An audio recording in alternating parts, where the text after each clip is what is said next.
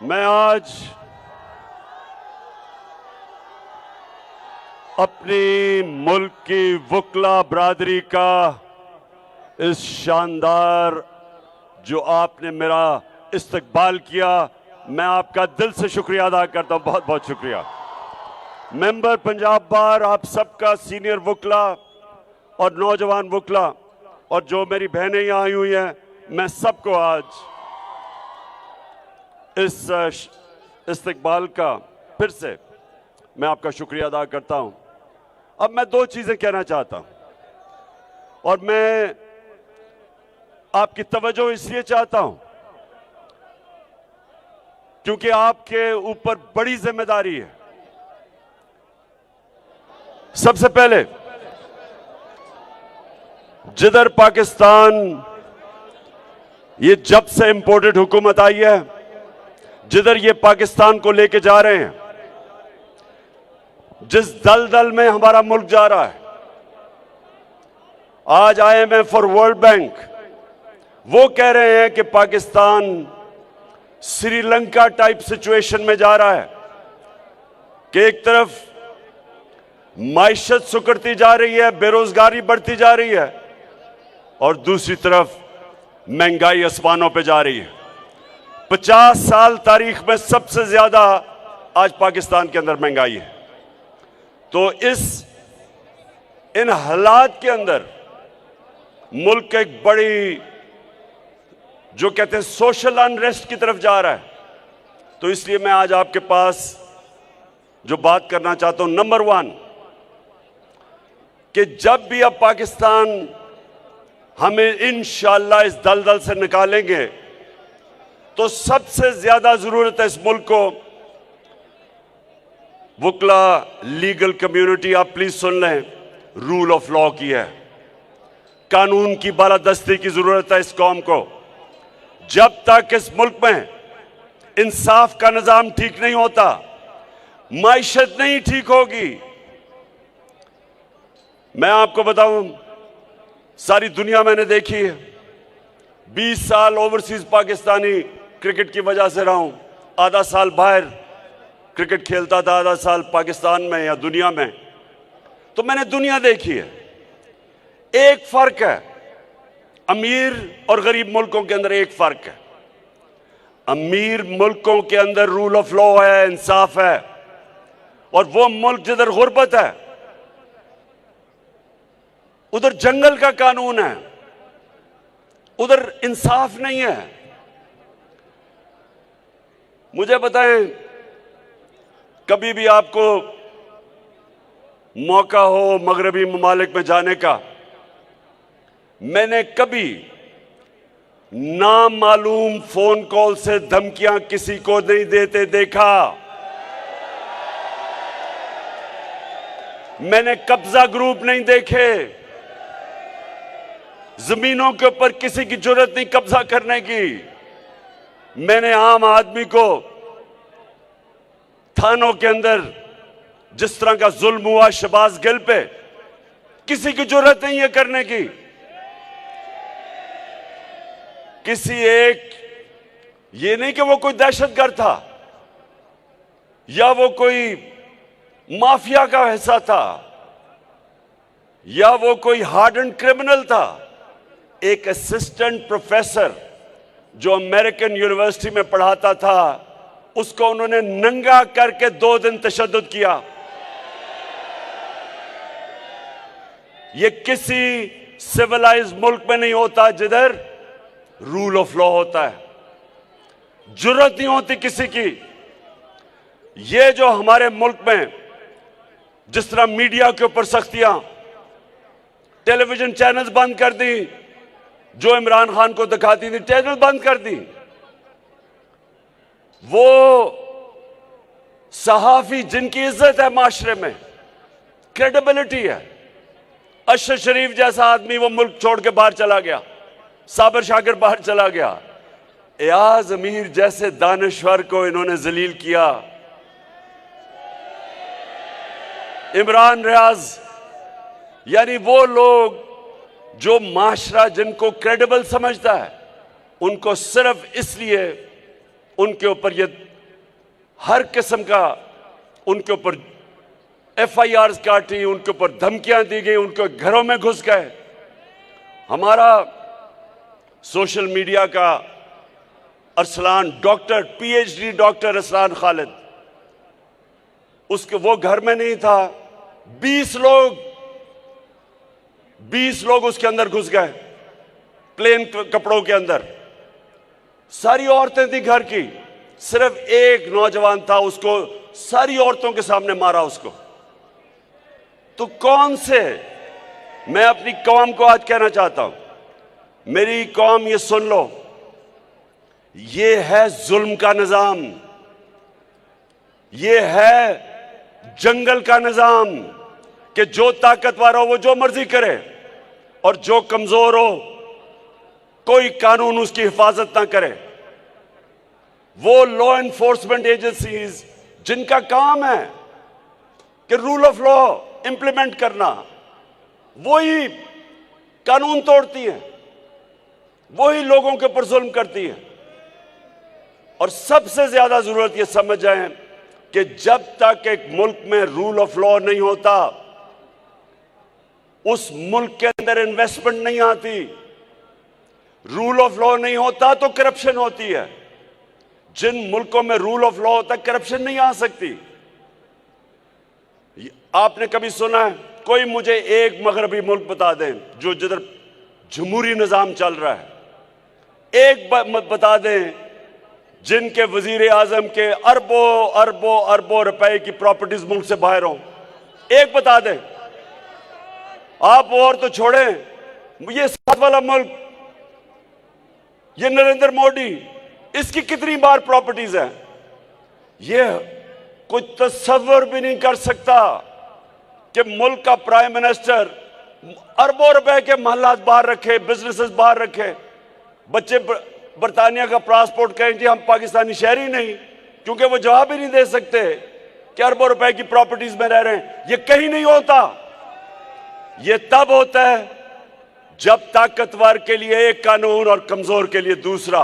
जो जंगल का कानून है, शेर के लिए एक और कानून होता है, बेचारा हिरन के लिए दूसरा कानून होता है। जंगल में शेर जो चाहे करता है, उसको कोई पूछता नहीं है, और बेचारा जो कमजोर होता है उनको कोई हिफाजत करने के लिए नहीं आता। ये है इस वक्त पाकिस्तान के हालात। आप तमाशा देखें, अभी आपने करारदाद भी पास की कि किसी भी मुहज़्ज़ब माशरे में ये तस्वर कोई कर सकता है कि मुल्क का वजीर आजम, जिसको सजा होनी थी FIA के अरबों रुपए के केसेस में, उसके बेटों को सजा होनी थी ओपन एंड शट केसेस में, वो प्राइम मिनिस्टर भी बन जाता है और वो जाके लंदन एक सजायाफ्ता मफरूर झूठा, जो इस मुल्क से पैसे चोरी करके अरबों रुपए की प्रॉपर्टीज में, उससे क्या चीज करने, कंसल्ट करने जा रहे हैं कि पाकिस्तान का आर्मी चीफ कौन होगा। यानी जो मुल्क की नेशनल सिक्योरिटी के लिए सबसे बड़ा ओहदा है, मुल्क की नेशनल सिक्योरिटी के लिए, वो एक डाकू, एक मफरूर, एक जो अरबों रुपए पैसे चोरी करके बाहर भागा और जो झूठ बोल के बाहर गया, और जो मौजूदा क्राइम मिनिस्टर है, इसने साइन किया था वो एफिडेविट अदालत में, यहां हाई कोर्ट में, कि जी वापस आ जाएगा इलाज करवा के। ये फैसला करेंगे पाकिस्तान की नेशनल सिक्योरिटी के लिए, जो सबसे इंपॉर्टेंट पोजीशन है। क्या ये फैसला करेंगे? आप मुझे बताएं ना, आप बताएं मुझे। ये कोई तस्वर कर सकता है कि किसी मौजूद माशरे में होगा? और फिर हम अपनी कौम को क्या पैगाम दे रहे हैं? हमारे 60% पाकिस्तानी 30 साल से कम उम्र में हैं, नौजवान हैं। अपने यूथ को हम उनको हम क्या पैगाम दे रहे हैं कि कोई चोरी करना बुरी चीज नहीं है। हम कह रहे हैं कि अगर डाका मारो तो बड़ा डाका मारो, सिर्फ छोटे जेलों में जाते हैं। बड़ा डाकू ये नहीं हम पकड़ सकते इस माशरे में। और मेरे ये आप वकला के लिए सबसे इंपॉर्टेंट कि मेरे नबी सल्लल्लाहु अलैहि वसल्लम ने कहा था, ये मैं बार बार लोगों को ये हदीस सुनाता हूं, ये आज हमारे मुल्क के लिए सबसे जरूरी है। उन्होंने कहा तुम्हारे से पहले बड़ी कौमें तबाह हुई। जब छोटा चोर चोरी करता था जेल में डालते थे, लेकिन जब बड़ा डाकू चोरी करता था उसको माशरा सजा नहीं देता था, वो तबाह हो जाता है। जो माशरे में रूल ऑफ लॉ नहीं होता वो आहिस्ता आहिस्ता तबाह होता है। और ये जो इन्होंने 5 महीने में जो पाकिस्तान के साथ किया है, जब से ये बैरूनी साजिश के तहत ये डाकू हमारे ऊपर आए हैं, इन्होंने जो मुल्क के साथ किया है दुश्मन भी ना कर सके। वो इकोनॉमी जो मुश्किलों से कोरोना के बावजूद ठीक चल रही थी, 17 साल के बाद सबसे ज्यादा ग्रोथ रेट थी पाकिस्तान की। जो पाकिस्तान की इकोनॉमिक सर्वे इन्होंने प्रिंट किया उसके मुताबिक 4 फसलें रिकॉर्ड थी, एक्सपोर्ट्स रिकॉर्ड थी, टैक्स कलेक्शन रिकॉर्ड थी, इंडस्ट्री देर के बाद उठी थी, 11% ग्रोथ रेट थी। करके हम दुनिया को ये बतला, तो कैसे ये चोरों को ऊपर मुसल्लत किया।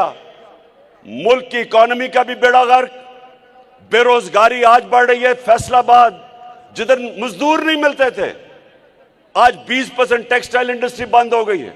किसान आज इस्लामाबाद में पहुंचे हुए हैं। किसानों के ट्यूबवेल के रेट आसमानों पे, खादों के रेट आसमानों पे। आज पाकिस्तान की फूड सिक्योरिटी का मसला बना हुआ है और सिर्फ इनको फायदा है क्योंकि इन्होंने आते साथ ही नैब की अमेंडमेंट करके अपने सारे अरबों रुपए के करप्शन के इनके केसेस खत्म हो रहे हैं। ये दूसरी दफा, पहला एनआरओ मुशर्रफ ने दिया था और अब ये दूसरा एनआरओ लेके अपनी चोरी खत्म कर रहे हैं और मुल्क का बेड़ा गर्क कर रहे हैं। इसलिए मैं आज आपके पास आया था और मैं ये चाहता हूं कि देखें, आपका बहुत बड़ा रोल है, आपकी जिम्मेदारी है इस मुल्क के रूल ऑफ लॉ के लिए खड़ा होना। इतना बड़ा जुल्म हो कि आपके सामने इनके अरबों रुपए के केसेस माफ किए जा रहे हैं। हमारा सुप्रीम कोर्ट के अंदर मेरा केस पड़ा हुआ है, ये नैब ऑर्डिनेंस, जो नैब की अमेंडमेंट के खिलाफ। लेकिन मुझे अपनी पाकिस्तान की वकला कम्युनिटी की जरूरत है अपने मुल्क के लिए।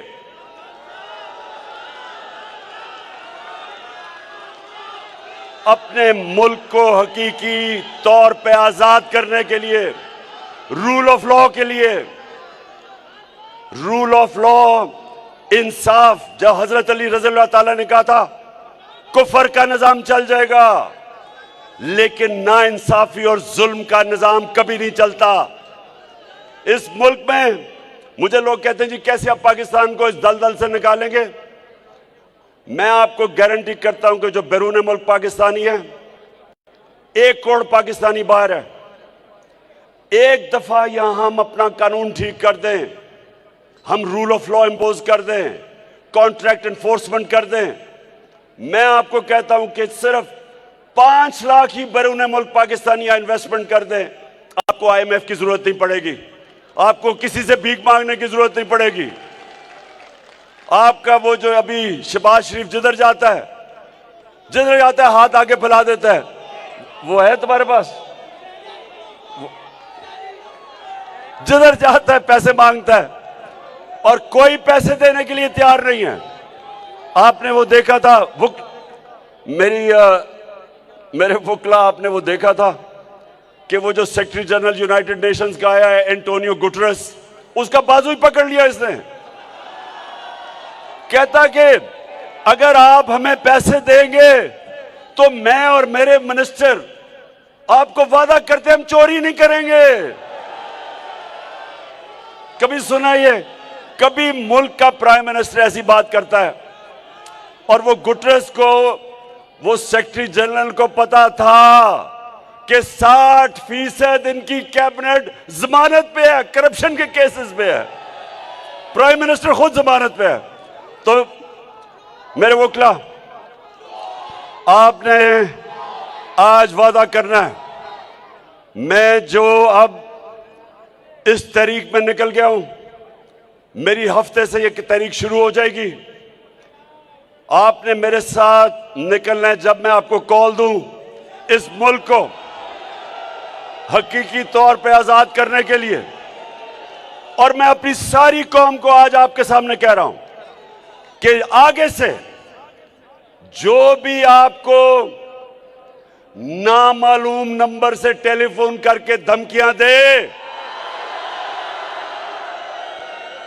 उसको वापस धमकी दो ये कहते हुए कि मेरा आइन मेरे फंडामेंटल राइट को प्रोटेक्ट करता है। फ्रीडम ऑफ स्पीच मेरा राइट है। मैं यूएई के होके अभी मैं तुर्की होके आया हूं और मैंने उन भाइयों को कहा कि आप हमारे बड़े अजीम भाई हैं, हमेशा आपने हमारी मदद की। और मैंने यही कहा जब मैं आया हूं तो आप समझेंगे शायद ये मांगने आया। क्या बोला तूने? आया हूं तो आप समझेंगे शायद ये मांगने आया। मैं मांगने नहीं आया लेकिन मजबूरी है। बस बस बस बस बस बस मैं ये कह रहा हूं कि देखिए, वो मैंने एक चीज कहता हूं अपनी पाकिस्तानी कौम के लिए कि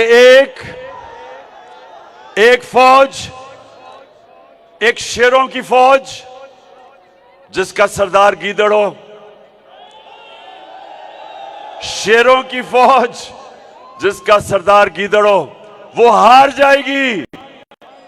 100 गीदड़ों की फौज जिसका सरदार शेर हो। हमारा मुल्क बदकिस्मती से चोरों के हाथ में फंसा हुआ है। हमने इसकी पूरी तहरीक चलानी है। इलेक्शन से ये भाग रहे हैं। इनको पता है कि इलेक्शन अब ये नहीं जीत सकते।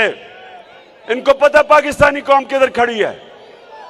इसलिए ये सारे मिलके कोशिश कर रहे हैं कि किसी तरह कुर्सी को पकड़ ले और मुल्क बेशक नीचे जाए, क्योंकि 33% रुपया गिरा है, 33% डॉलर बढ़ा है, 33% इनके आने में इस मुल्क की दौलत कम हुई है। आप सबका पैसा 33% कम हुआ है, लेकिन इनके मुल्क से बाहर पैसे पड़े हैं डॉलर्स में। इनकी दौलत में 33% इजाफा हुआ है। यहां लोग गरीब हुए हैं, ये अमीर हुए हैं। ये भी मेरे वोकला एक और चीज फैसला कर लो। आगे से अजान हो रही है, मैं बस खत्म कर रहा हूं। आगे से कभी किसी पार्टी को वोट ना देना जिसके लीडर और मिनिस्टर्स का पैसा पाकिस्तान में ना पड़ा हो। जिनका पैसा बाहर पड़ा है कभी उनको वोट ना देना, क्योंकि कॉन्फ्लिक्ट ऑफ इंटरेस्ट है। रुपया गिरता है उनको फायदा होता है या नुकसान होता है लोगों को। अब जो रुपया गिर रहा है, कौम में महंगाई आ रही है, कौम की दौलत में कमी हो रही है, लेकिन लंदन में वो बैठ के और ये जरदारी और ये नवाज शरीफ, इनकी दौलत में इजाफा हो रहा है। इसलिए आप सब तैयार हो जाओ, मैं कॉल दूंगा और इंशाल्लाह हकीकी तौर पे अपने मुल्क को आजाद करेंगे। पाकिस्तान जिंदाबाद।